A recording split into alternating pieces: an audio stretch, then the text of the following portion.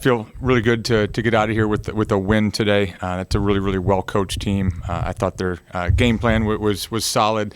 One of those that have so much respect for them and for their staff that you went through the gauntlet of how many different things could they do, what are they going to do, and kind of left with I don't know, but they're going to do something. They're going to guard us well, which I thought they did. I thought they did a good job on Maggie today. I figured 42 would come in and kind of be that stopper, and she was. I thought inside they did a really good job offensively of exposing us. I didn't think we did a very good job in the post defensively. Outside of Sam Dewey, I thought Sam came in and played really well. And just, again, it's good to be tested. I think we talked about trying some things early, some different lineups that felt very confident were going to work, and that didn't work, so you kind of had to go back to the drawing board a little bit. Tried to play faster, I thought, in the first quarter, which worked for a while. I didn't think it helped us really get into our offense. And the fourth quarter is just about ball screens. I think that we were just trying to put them in some ball screen situations, and I didn't probably do a very good job early of doing that. So it took us a while. Took me a while. It probably wasn't my best game, but that's a huge credit to Navy and a huge credit to our kids for hanging in there tonight. What for Maggie? I think she had 2 points in the first half on a big shooting or something, and then obviously finishes with 17, a double-double. What kind of allowed her, I guess, to get rolling in the second half? It's just that she's good. It's one of those that, I think when you're a coach and you see a player struggling, your first thought is to try to go help them and fix them. And I was like, I don't need to fix this. She's fine. She had a couple shots that if they go in, everything seems fine. I knew water would find its level, so to speak. I thought the two things, and again, she and I can talk openly, and I knew when to kind of leave her alone. She told me once, I think, to leave her alone, was just offensively, everything was going to be fine, but we got to get you back to rebounding. I didn't think her rebounding, especially in that second quarter, was what she's done. Maybe she was hunting the ball, but I just didn't think the physicality part that she was doing well, and she, to her credit, did that. And then I thought she got a little bit more aggressive. I thought her shot selection was good there for the stretch when she kind of got back into it. That's a team that they're gonna. I hate to say it this way, but I think sometimes they're gonna give you some okay shots and hope you miss. And I think that was what we thought would happen with Maggie. I thought when she insisted on getting to her spots, I thought she was very, very good today. And we won a game when, quote, Maggie wasn't at her best. And, by the way, she had 17, 14, and 4. So all was fine in Maggie Dugan world today. Two girls kind of answered the call during the run. Sam Dewey with the threes from beyond the key. Do people give her that shot, or they just think, oh, there's no way she's going to make that? Yeah, I think she's one of the best shooters, in the conference, and I think probably at some point here we might even talk more globally than that. Yeah, I just think for us, again, I thought some matchups were in our favor. I thought, we really like having Maggie and the ball in the middle of the floor and some of those ball screens, and, probably took me longer than it should have to adjust and put Sam out there today, just with some different things that, different ways that they had to guard Sweeney coming off the ball screen. So I don't think it was necessarily them daring Sweeney to shoot it as much as it was putting the right kids in those situations and allowing Allie to make a good decision. I think I said to the TV, through no fault of Sweeney, when Maggie's kind of been on this heater and played at the level she has, the ball's been in her hands. And you saw at Columbia, you saw today, we're still really good when the ball's in Allie Sweeney's hands. And I think she did a tremendous job of settling us down. It allowed Maggie to do some other things, allowed some of the others. And then I thought we just got to the boards incredibly well in the second half. I don't know how many of these offensive rebounds were in the second half, but coming from our point guards, everybody. I think Alicia got in there. T had a big one. I think Sam probably wants to put back. But I just thought when we were not making shots, and we didn't make shots today, I didn't think in the first half we did a very good job of getting the second chances. In the second half, we did. During the run, I think Sweeney had 4 or 5 or even 6 layups where she goes and she's halfway into the lane and the sea just parts and there's nobody there. She said she was surprised, but the ball screens allowed her to have uncontested layups. Right, and that's kind of what we told her. I said, hey, you might get frozen here at this spot. Just keep your dribble, and I trust you, and go make some plays. And sometimes, I don't think that ever was her getting to the nail and pulling it back out. But we talked about that, talked about getting to the basket. I thought she found shooters coming off of it. Again, the luxury of a coach of having a really smart basketball player in the middle of the floor. And, we've been able to do that with Maggie, with Tiara, with Allie today, and it's good to have them on our side. Also, Allie, 35 minutes and only 3 turnovers. You can't ask for more than that. Yeah, especially how much the ball was in her hands today. I think even Maggie today, I think had an early one and maybe a late one. Maybe the travel was probably was the right call. I don't know. I wasn't happy about it in person, but that rose-colored glasses that I'm watching the game through live at least. So yeah, I mean, I didn't think our turnover numbers were terrible. I think for us to be at 13, but I also didn't think we moved the ball great today. That was a huge credit, I think, to them. I didn't think we got that ball popping today, and some of that was trying to take advantage of some matchups. But yeah, I mean, I think when the ball's in Sweeney's hands, it was good. We had the 10-second violation, which I didn't think we pushed very well during that. But other than that, I thought we took care of the basketball. I didn't force as many turnovers as I would have liked today. I didn't think our defense was as active as we could have been until that second half stretch where we got stops and then actually got rebounds to finish those. And a little bit about the crowd today, Taylor Swift Day. Tons and tons of people. One of the louder gyms we've had so far in the home stretch. Yeah, hats off to our marketing team. I think they did a really good job. This was all them. It's tough, right? I mean, obviously the men have had a lot of home games here. We've had a stretch. People were here late last night. So I sometimes that's a behind the scenes thing. Everybody talks about the crowd that we had and how cool it was, but that was a lot of work in the making for them. So I'm very appreciative. It was loud. I mean, it was one of those that, we've played at Texas, we've played some of these big games, and you're almost annoyed because some of the calls that you want to have, that you think you have to have in a loud arena, I don't think we were really prepared for those today. And so it was me trying to scream over loud screaming, which, again, credit to our marketing team. I know Kate Sampson, had a very vocal crew here today, which is really cool to see. And I know she got the first bucket of the game.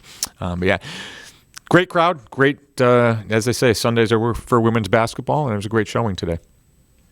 You'll leave the friendly confines now for a trip south. Talk about the week ahead.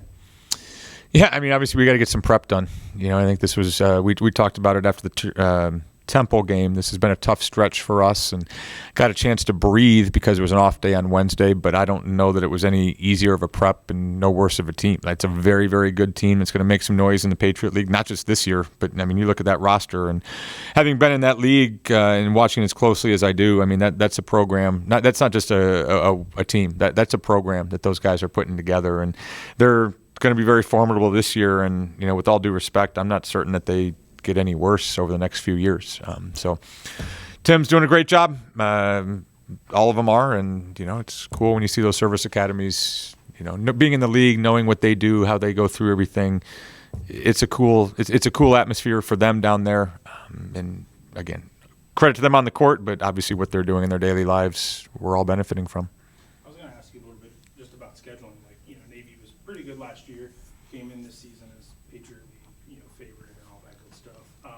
As a team that got an at-large bid last season, I'm sure when you're looking at your schedule for this season, knowing you're having a good team again, you want to challenge yourself against a non-con. Was that kind of part of the equation? Like, hey, this is going to be another really good mid-major team that might make the tournament that could help our metrics and stuff. Yeah, it was. I mean, I think we tried to go get as tough a schedule as we could. And this, how this works. I mean, obviously we able to have some guarantee games, but I just didn't want those guarantee games to go to hurt us, right? Like I didn't want to go challenge us as much as we could, and then out of respect, just to go get somebody that we felt like we could roll over without doing anything. And so to us, it was, can we go find some schools? And the hard part is not a lot of people understand and respect what Navy is. I did, even in the off season.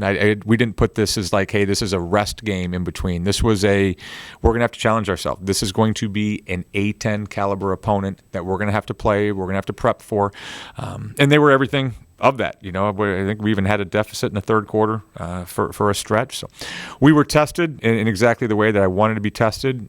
Part of this too, quite honestly, is you want to go find some good coaches that are going to find some holes in you early in the season and expose you down the road. And again, I think they did a good job with that. And they just had some really good players. I know Zanai would probably tell you it wasn't her best game. I thought we did do, out of respect to her, I thought we did a really good job guarding her today. I thought we made her work in the way that we wanted to. She got, I think, at least one of those in transition, had an open three or off the dribble on a pull-up late in the fourth quarter that watched her enough that you knew it was going to go in.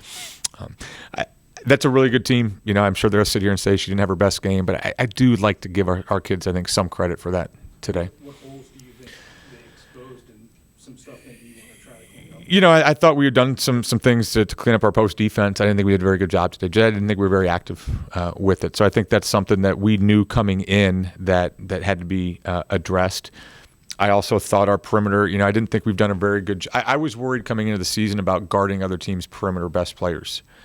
If you look what we lost over the last couple of years, and then you start to look at it right now, I think the number was like a 0.62 points per possession to the other team's best player this year. I mean, Alicia Newell has done a fantastic job. I think, you know, Rain Wright, it was a tough matchup for her. A couple times we thought we were going to get her in there. They went zone. I mean, that was maybe hard for her today. I thought her stretch was good. And then you got Ava out there that just kind of, hey, we're going to give you a chance right now and see if you can go guard something. I thought she did a really, really good job today while adding some shooting and penetration for us. So I think the perimeter defense has been good. And even today, they shoot 31%. You got to be happy with that. We didn't close possessions as well as we could have until we did at the end. But I think in the post, our posts know my level of happiness at halftime and after the game. Although I will say Sam Dewey, I thought, did a good job with it. Look ahead to Cancun.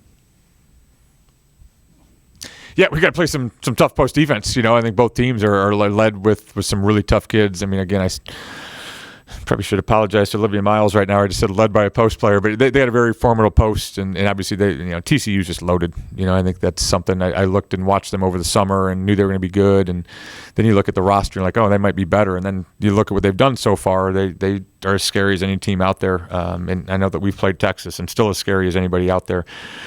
So it's going to be two tough opponents. You know, obviously Green Bay after that. I've joked I might as well be going to Green Bay this week because I don't know how much beach time there's going to be. It's cool for the kids. You know, the 9 p.m. draw was a little bit rough with both of those games. But going back to what you said and what you asked, Mitchell, like we want to go play the best teams that we can. And this was an opportunity to go play two really tough teams, a top 10 team and maybe better than that, and then a top mid-major in the country that's favored to win their league. I don't know if you saw, but Rhode Island beat NC State today. Okay. How good is this league going to be this year, and kind of how are you taking the rest of non-con? Yeah. Did you see me say wow or be surprised at all? You know, and that's out of complete respect to NC State, but you know, we'll see them down in Cancun. I know that they're really good, but the fact that Rhode Island, you know, I think we were watching here at the men's game. Some of us were watching the Davidson Baylor game, and a couple people were like, oh my God. Yeah, no, that's not a surprise. You know, they're probably sitting there saying they could have got the Miami game, should have got the Miami game. You know, St. Joe's, you know, what they did up at Columbia, what they did close game with Penn State and Cincinnati. So I think we've known that everybody else talks about, hey, there's a big three this year. And it's like, come on, guys. Like, Rhode Island's really good. You know, St. Joe's is really good. Two really good coaches and good players. Again, you know, I don't know how many bids this league is going to get, but I don't think there's just one team out there that other big schools are afraid of. You know, there's a list of people in the A10 that are going to have some really hard times scheduling, as we've noticed over the last few years. Just start on the win. Tight game through 3.5 quarters. They made you guys earn it. Yeah, they did. Well, one of the things that we talked about at halftime is like they're outworking us on our home court, you know, and that's like a big no for us. Like we take Robin Center very seriously and protect it at all costs. So that was the main thing we talked about, and then we were just very stagnant on offense, which was one of our keys going into the game. So once we reiterated that and regrouped, we were able to do so in the second half, which I think helped us come alive. What were they doing defensively, you think, in those first half, third quarter, that was kind of throwing you guys off a little bit? Well, like I said, we were being stagnant and not moving to the best of our ability. And then plain and simple, they were outworking us. You know, loose balls, chances for our offensive rebounds, chances where they did get the offensive rebound, they're outworking us. And we were able to change that, luckily. You guys opened the fourth on like a 14-4 run. What opened up, or was it just we stopped being stagnant on offense? Well, we picked it up defensively, so, and number 4 is, all of them, but great player. So shout out to Alicia and Rain. They did a great job on her. And then rebounding really improved. So we picked it up defensively, and then that allowed us to capitalize on the chances we were getting down at the other end.